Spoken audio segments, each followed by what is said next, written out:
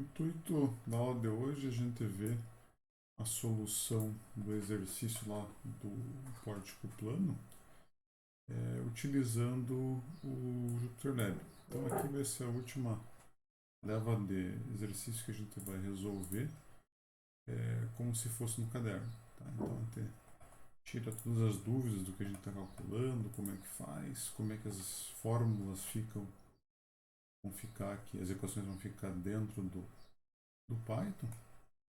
E para nas próximas aulas a gente passar por utilização de um código computacional de análise estrutural, onde a gente vai dar as entradas da estrutura, que seriam lá a posição dos nós, valor das propriedades do material, carregamentos, etc.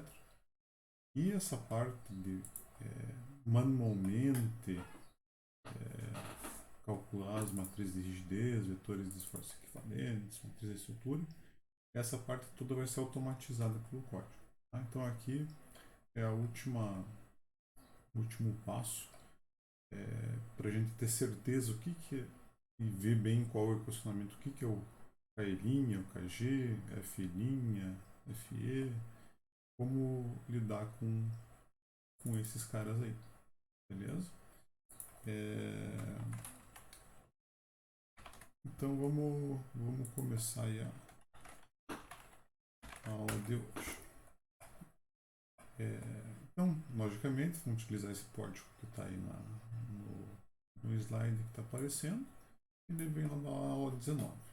Qualquer dúvida para conferência, dá para voltar lá para os slides da aula 19 e a gente vê as equações, os resultados que foram obtidos. Então, o procedimento vai ser começar por aqui no nosso primeiro passo, que é o que? Calcular a matriz de rigidez de cada elemento no sistema local, passar para o global. Calcular os vetores de esforço equivalentes de cada elemento no sistema local, passar para o global. Beleza? Então vamos lá.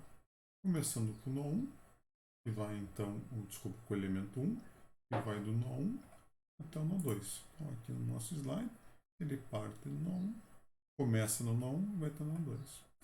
Então o eixo x' desse elemento está orientado aqui na vertical, vamos dizer, da estrutura, e o eixo y' é perpendicular a ele. Beleza? Então, em termos de solução, o que a gente precisa para calcular a matriz de rigidez? A gente precisa das propriedades da seção. Então, aqui eu coloquei o BH, assim como o I e o A e o L. Para o primeiro elemento, preciso também do material que dá uma elasticidade, a informação do carregamento e depois o ângulo beta. Como é que a gente calcula o ângulo beta? Você pega o primeiro nó do elemento e passa uma horizontal nele. Então, o primeiro nó do elemento é o nó 1, que a gente declarou ali. Eu vou passar aqui uma linha horizontal no primeiro nó do elemento. O ângulo beta vai ser o ângulo no sentido anti-horário que o elemento faz nessa linha. Então, o nosso beta aqui, a gente viu lá na aula passada, é igual lá a 90 graus. Beleza? Então, aqui nessa linha, a declaração de todos os parâmetros que a gente precisa. Aqui, só por curiosidade, o I e o A estão com função do BH aqui em cima. Para facilitar as continhas, para fazer direto ali. Então, vamos lá. Primeiro, matriz de rigidez do elemento no sistema local, que é o KE1 aqui. Aqui está aquela expressão que a gente deduziu na sala de aula, a expressão clássica que aparece aqui no slide para matriz de rigidez do elemento de viga de Bernoulli com flexão e esforço axial. Aqui são 6 graus de liberdade por elemento. Então, a matriz 6 por 6 está representada aqui. Como eu já tenho todas as propriedades declaradas aqui em cima, quando você for executar essa célula, dá o Shift Enter, quando ele passar por essa linha, ele vai colocar na memória dessa matriz inteira aqui, como aparece no slide. Beleza? sistema local. Depois o serviço é passar para o sistema global. Como é que a gente faz? Multiplica pela matriz de transformação transposta depois da simples. Então, para fazer isso a gente precisa do ângulo beta. Aqui a gente declarou o ângulo em graus, que é mais intuitivo para a gente. Só que os comandos do Jupyter, do Python, eles vão ser todos em radianos. Então aqui eu estou nessa linha, a gente converte o beta de graus para radianos, que chama de beta R aqui. Tá? Então essa matriz T1 seria a matriz de transformação do elemento 1. Então ela está impressa, tá com o seu formato aí, assim como aparece aqui no slide. Tá? Então, quando eu executar essa célula, quando eu passar por essa linha, ele vai calcular a matriz T1 e vai deixar essa matriz lá na memória do nosso código. Tá? Então, na hora de calcular a matriz de rigidez do elemento 1 no sistema global, estou chamando aqui de KG1. Simplesmente o que a gente faz? A gente faz, aqui eu estou executando primeiro a multiplicação de K1 por T1. Então seria primeiro essa multiplicação, depois o resultado eu multiplico pela matriz transposta, T1 transposta, que seria essa segunda multiplicação aqui. Beleza? Então quando você executar a célula novamente, a gente vai ter esse cara na memória. Então para conferir tudo, para vocês terem ver exatamente o que está fazendo, aqui na sequência eu mandei printar todo mundo. Então, a matriz de rigidez do elemento de sistema local, transformação, matriz de rigidez do elemento de sistema global. Beleza? Então, se vocês executar aqui, vocês podem conferir cada um dessas quantidades. Então, como a gente está lidando com coisas numéricas, às vezes algumas coisas que tinham que ser zero dão números muito pequenos. São lixinhos de arredondamento. Então, você considera coisas aí, vezes 10 menos 17, como se fosse zero. Não vai atrapalhar aí a precisão do código. E por fim, para o elemento 1, calcular o vetor de esforços equivalentes dele. Então, primeiro, no sistema local, aqui a gente tem um vetor de esforços que tem uma carga pontual aplicada entre os nós. A gente vai utilizar essa equação que a gente deduziu lá na aula de esforços equivalentes. A gente sabe que o P é 32 kN, O e B iguais a 2 metros. Então, essa equação aqui do vetor de esforços equivalentes está digitada aqui. Beleza? E para calcular ele no sistema global, simplesmente multiplica o transposta da transformação, que a gente já tem ali em cima, a transformação, vezes a versão dela no sistema local. E depois mandei printar as duas, para a gente conferir também os resultados que a gente obteve ali, com os resultados que a gente calculou aqui no slide, para ter certeza que a gente está acertando tudo. Então aqui novamente apareceu coisas vezes 10 a menos 13, por exemplo. São lixos aí do arredondamento. Então está batendo certinho lá os 16 kilonewtons ou quilômetros por metro em todas as entradas que aparecem aqui no slide. Beleza? Finalizado para o elemento 1, vamos fazer a mesma coisa para o elemento 2. Tá? O elemento 2 redeclaro aqui as propriedades. Então, para o elemento 2, em vez de P, A e B, a gente precisa do W, que é um carregamento distribuído para força equivalente. E o beta dele, como a gente viu, na aula passada é zero. Então, se estivesse fazendo do zero aqui o código, seria fácil, porque o KE2, se ia pegar aquela linha que já digitou lá em cima, dá um Ctrl C e dá um Ctrl V aqui. Tá? Então, se forem fazer outros exercícios eventualmente nesse sistema, já tem todo o equacionamento. Ou eventualmente, como a gente vai ver na aula que vem, vai utilizar o código, que assim, fazendo um código também, você ia pegar esse cara, dar um Ctrl C e Ctrl V, já tinha o valor dele na memória. Beleza? Então aqui eu calculo o KE2, seria igual ao KE1. Aqui é um troço interessante do Python. Quando você coloca uma matriz igual a outra, ele associa um vínculo entre os dois. Então, se você modifica uma, você acaba modificando a outra. A ideia seria assim, se eu colocar KG2 igual a KE2, se eu multiplicar o KG2 por algum motivo, não é o caso aqui do exercício, eu também modifico o KE2, que não, essa dependência não acontece em todas as linguagens de programação. Então, quando a gente quer copiar, associar um valor de uma matriz na outra e modificar essa nova matriz, a gente sempre copia a outra e não põe o igual direto. Tá? Vai ser importante mais para baixo ali, e principalmente no nosso código que a gente vai ver na próxima aula. É sempre bom vocês terem essa noção da importância de se copiar matrizes quando você vai querer modificar essa nova matriz. Da mesma forma, calcular e printar aí a matriz de rigidez e o vetor de esforços equivalentes do elemento 2. Tá? Então, como os dois aí, o elemento orientado na horizontal, os dois não precisam ser transformados, ou seja, o local igual ao global. Beleza? Então, nessa fase aqui, a gente já tem todas as informações dos elementos, a gente passa para a construção da matriz da estrutura.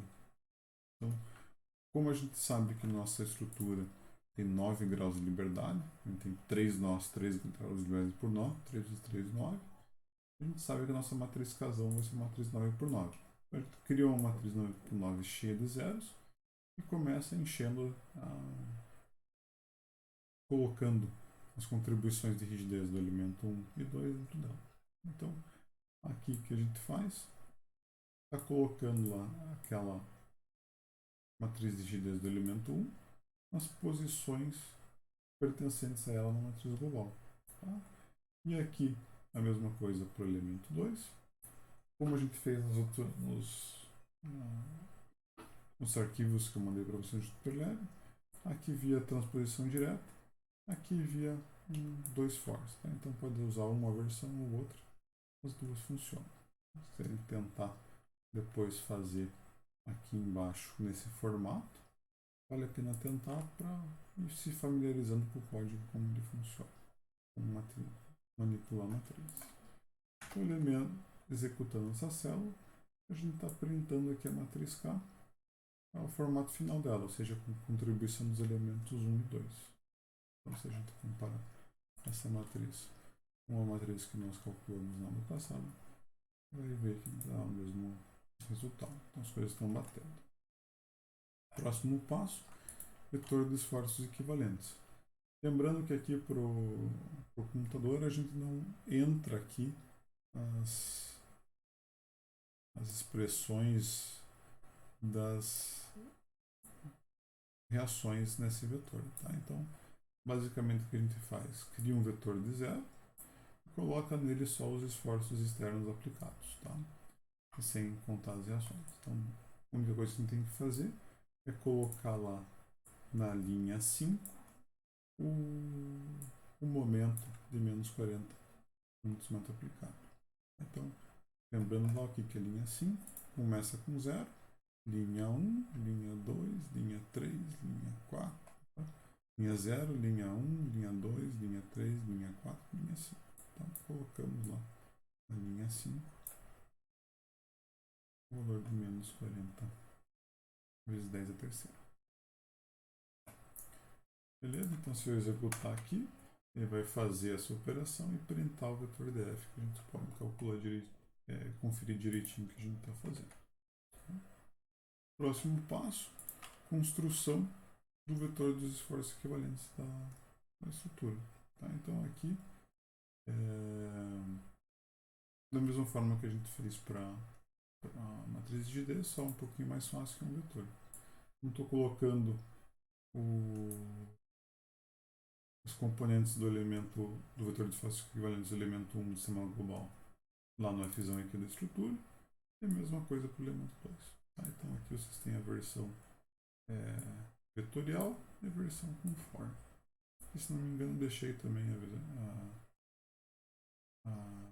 se quiserem também tentar fazer a versão vetorial embaixo, para treinar e a utilização do Python vale a pena. Executando aqui essa célula, a gente tem o Fzão aqui da estrutura, que é igual àquele que a gente calculou lá na aula passada. Então, a partir daí, a gente parte para extração do sistema reduzido, ou seja, o sistema com os graus de liberdade ativos da estrutura, e solução dele. Então, o nosso K reduzido seria aquele K que envolve os graus de liberdade ativos. Então, para a gente, o que era lá? A gente teria o V2 e o θZ2 como graus de liberdade ativo. Então, seria as linhas e colunas que sobraram para os dois. Então, seria esse cara aqui e os seus equivalentes lá nos vetores. Então, seria essa galera aqui. Beleza? Então, com o que a gente está fazendo aqui, por exemplo, eu criei um K-head com uma matriz de zeros 2 por 2. Vou ter que colocar esse 606, 12, 2 e 64 dentro dele. Então, o que eu estou fazendo? Eu estou colocando nas coordenadas, nas linhas de 0 até 2, coluna 0 até 2 dele, os componentes de casão da linha 4 a 6, coluna 4 a 6. Lembrando que o Python executa sempre um item anterior do que você coloca aqui. Então ele vai colocar 0 e 1, 0 e 1, 4 e 5, 4 e 5. Então, se a gente olhar para a matriz, o que é coluna 4 e 5? Coluna 0, coluna 1, coluna 2, coluna 3, coluna 4 e coluna 5. Tá? Então ele vai pegar esses caras e a mesma coisa para a linha. Linha 0, linha 1, linha 2, linha 3, linha 4 e 5. Ele vai pegar esses 4 carinhas e colocar aqui dentro do carrete. De forma análoga, ele está formando lá o Fzão reduzido, que é a soma dos termos lá do Fzão com o Fzão aqui. Então, na linha 0 do F reduzido, ele está colocando a linha 4, a somatória das linhas 4 do Fzão e Fzão aqui. Então, voltando lá, Fzão e Fzão aqui, linha 0, 1, 2, 3, 4. Então, está colocando 0 mais menos 48. E de forma análoga lá, para a segunda entrada do F reduzido, seria a linha 1 dele, as coisas que estão na linha 5 da Fzão e Fzão aqui, ou seja, menos 40, menos 16. Para a gente executar, a gente vai ter lá os mesmos caras que nós tínhamos na aula passada. Então, um sistema em mãos, a gente usa o comando para solução do sistema de equações. Aqui eu coloco a matriz e aqui o vetor. E ele vai me calcular o D reduzido. Beleza? Então, bate lá com o resultado que nós havíamos calculado anteriormente. Lembrando sempre que as quantidades vão sendo em metros e radianos. Cálculo das reações, o que a gente precisa fazer é construir esse vetor aqui, o vetor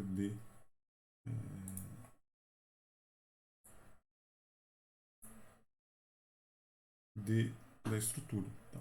Para fazer essa multiplicação. Então, o que a gente faz? Constrói um vetor cheio de zeros e coloca na posição certinho dele lá os componentes de K reduzido que a gente acabou de calcular. Tá? Então, ele está colocando a linha 0 e a linha 1 do K reduzido na posição linha 4 e 5 do vetor D. Tá? Então, se a gente for calcular, linha 0, linha 1, linha 2, linha 3 e linha 4 e 5. A gente está colocando esses dois caras aqui. Se a gente executar essa célula, vamos ver que a gente calculou o mesmo vetor que a gente queria. Tá? Então é sempre bom quando estiver fazendo um código, pelo menos nas primeiras vezes que estiver utilizando, e printando tudo e comparando com o resultado conhecido para ver se a gente não está cometendo nenhum erro. Então, com o vetor D na memória, eu já tinha o casão e o Fzão aqui. Então eu consigo executar essa continha que está aqui nessa nova célula. Então as reações vai ser a multiplicação de K por D menos a Fzão aqui. Executando essa célula, a gente tem o vetor aí com as reações nodais. Então lembrando lá, só para rever um pouco da teoria, onde tinha as componentes de reação, a gente recupera as reações, onde tinham lá coisas conhecidas como 0 e menos 40, a gente recupera eles aqui nesse vetor, e novamente reações a gente recupera com as reações. Então, comparando os resultados, a gente chegou na mesma coisa. Então, a gente aqui. E a última etapa seria a construção dos vetores de esforços de cada elemento do sistema local, Fzinho e linha de cada elemento. Tá? Então, esses caras que vão formar os diagramas e que também lá no projeto a gente vai utilizar para calcular as tensões máximas atuantes. Então, entender bem o que é esse cara e como calcular ele é importante, que é uma coisa que lá no código que a gente vê na aula que vem, a gente vai utilizar ele para calcular a tensão. Tá? Então, uma das primeiras coisas que vão fazer após colocar a estrutura do projeto no código é dar um jeito de calcular tensões a partir desse cara aqui. Tá? Então, vamos atrás dele. Então, o que a gente vai fazer? Primeiro passo, extrair o vetor D1 da estrutura. Então, aqui eu estou chamando de 1G, seria no global. Eu posso colocar ênfase que é global aí. Estou pegando as parcelas dele na estrutura, ou seja, das linhas 0 até a linha 5. Então, se a gente for lá na estrutura, o que ele está fazendo é pegando do D da estrutura as coisas da linha 0 até a linha 5. Então, linha 0, 1, 2, 3, 4, 5. Está formando esse vetor aqui, fazendo isso que está aqui na nossa, no Python. Então, se a gente formou esse cara, então, se a gente printar aqui, está vendo que está pegando exatamente o que a gente queria. Né? Feito isso, o que a gente faz? Vamos passar esse vetor do sistema global para o local, multiplicando pela matriz de transformação. Então, executando essa operação aqui. Se a gente for no nosso código, então, multiplicando T1 por D T1G.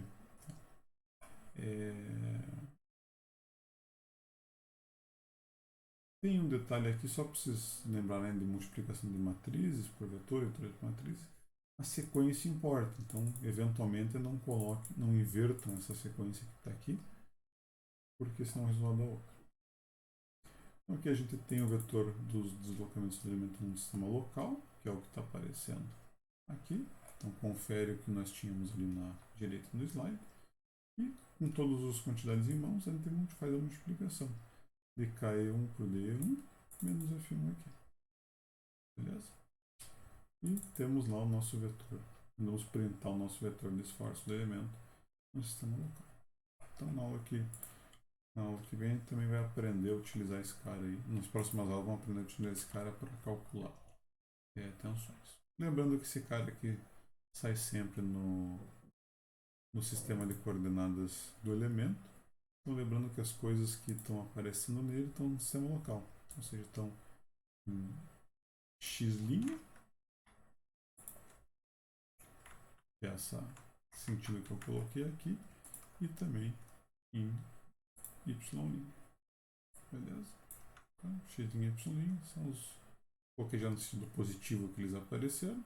A gente declarou lá, por escolher o nó1 como primeiro e o nó2 como segundo elemento. Esses caras estão exatamente nessa orientação, de acordo com os sinais que saem aqui. Beleza? Por fim, para o elemento 2 é um pouco mais simples. A gente vai extrair da matriz de rigidez, do vetor de esforços da estrutura, o Dzinho, os elementos da linha 3 até a linha 9 e formar o vetor D2 do elemento 2. Então, só para ter certeza que a gente está fazendo as coisas certas, vamos selecionar ali para ficar bem claro esse passo. Então, vai da linha 3 até a linha 9. Então, linha 1, linha 2, linha 0, linha 1, linha 2, linha 3, até a linha 9. Então, seria, vamos deletar esse aqui, linha 3 até a linha 9, que seria a última linha. Logicamente, ele executa uma coisa anterior, então vai da linha 3 até a linha 8. Então, 3, 4, 5, 6, 7, 8. Tá? No começo é meio contra-intuitivo essa lógica do Python, mas depois então você se acostuma que ele faz até uma coisa anterior do que você mandou ele fazer. Beleza? Então ele extrai esse cara lá da estrutura, executa a multiplicação. Como esse cara já lá no o sistema local é igual ao global para o elemento 2, não precisa fazer aquela transformação, só executa a multiplicação e a gente recupera o resultado que a gente tinha no final do exercício. Beleza?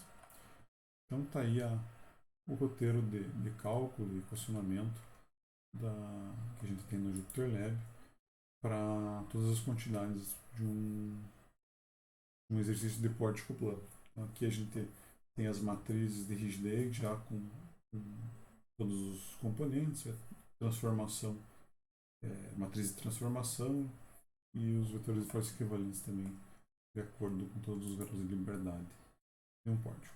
Beleza? Aqui no final só sobrou um lixinho aí, um comando para transformar grau para radiano, caso precise. Beleza?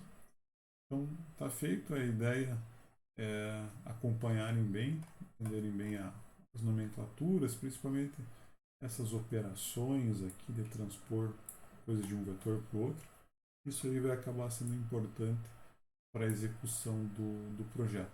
Não vai ser exatamente isso que vão ter que fazer, porque o código já está automatizado, mas naquela fase que eu comentei de uma vez que o código vai fornecer para vocês o F local de cada elemento, vocês vão ter que calcular a tensão. E para isso vão ter que fazer algumas manipulações assim. Então vale a pena dar uma olhadinha e fixar bem esse conteúdo.